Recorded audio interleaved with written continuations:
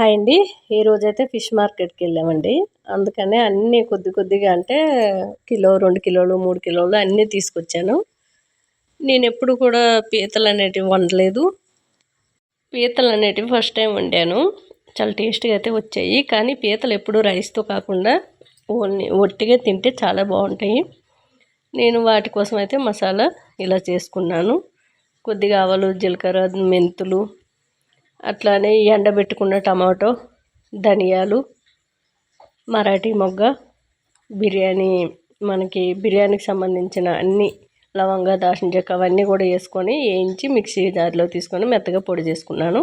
అదే కళాయిలో కొద్దిగా ఆయిల్ వేసుకొని ఆవాలు, జీలకర్ర, మెంతులు, ఉన్ని దినుసులు వేసుకొని బాగా వేగిన తర్వాత కొద్దిగా పచ్చిమిర్చి, ఉల్లిపాయ ముక్కలు వేసుకున్నాను.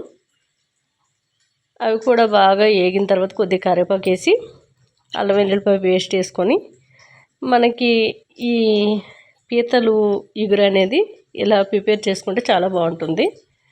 మనకి అంతేకాదు, నా చిన్నతనంలో మా అమ్మ కూడా వండేది.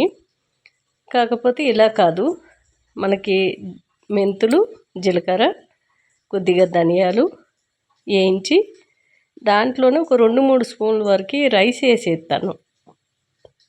తను రైస్ వేసేది. నేను అడిగేదాన్ని కూడా, ఎందుకమ్మా అంటే రైస్తో బాగుంటుందిరా అనేది.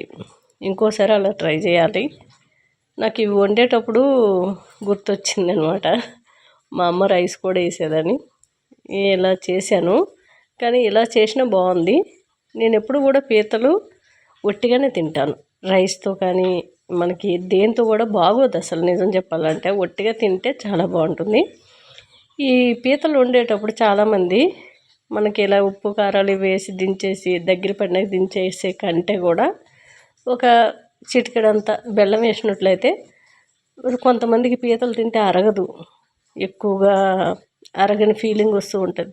అలాంటప్పుడు కొంచెం బెల్లం వేసుకుంటే వాళ్ళకి త్వరగా అరగడమే కాకుండా ఆరోగ్యానికి కూడా చాలా మేలు చేస్తుంది. ఏ ఫుడ్లోనైనా ఒక చిటికెడు బెల్లం అనేది, మనకి సాంబార్ చేసిన అట్లనే ఇలా పీతలైన రొయ్యల్లో కూడా నేను వేస్తాను. ఇవ్వండి, ఇది రవ్వ చేప అనమాట. రైసు, కొర్రలు, రైస్ మా మనవరాలకి, ఇంకొంతమందికి. ఇవైతే రొయ్యలు బాగా దగ్గర పడి ఫ్రైలా చేద్దామని పెట్టాను. ఇంకా ఇది కొర్ర చేప అండి, సవడ అంటారు, కొర్ర చేప అంటారు. ఇవి పీతలు. నాకు నచ్చినట్లయితే వండిస్తాను. టేస్ట్ కూడా చాలా చాలా బాగుంది. చేపల మార్కెట్కి వెళ్తే ఇలా తెచ్చుకుంటాను.